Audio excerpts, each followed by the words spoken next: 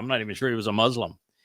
He had banned all fundamental Islamic groups from Iraq, unlike Saudi Arabia and Kuwait that were financing those fundamentalist Islamic groups around the world. That's why the overwhelming preponderance of the 9/11 suicide bombers were Saudi Arabians, is because they funded these things through their mosques around the world. Saddam Hussein and Iraq invading Kuwait, and had they been allowed to invade Saudi Arabia, would have been vastly superior for the world and the United States. But, the Bush administration and the Bushites were heavily invested in deals with Saudi Arabia and with the industrial military complex.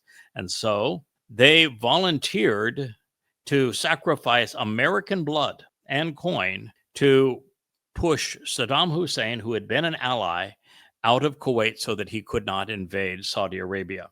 And they sold that as a good idea to the American people, that the United States, rather than defend Israel, would defend Saudi Arabia and the Islamic despots of Kuwait against a former ally in Saddam Hussein. And when the United States volunteered to do this, at the same time, Osama bin Laden, who was a recipient of CIA weapons, military weapons, had known that he had defeated the Russian military in Afghanistan and forced them out. He also went to Saudi Arabia and said, hey, we just beat the Iranian military, or excuse me, the Russian military. They're much more formidable than the Iraqi military.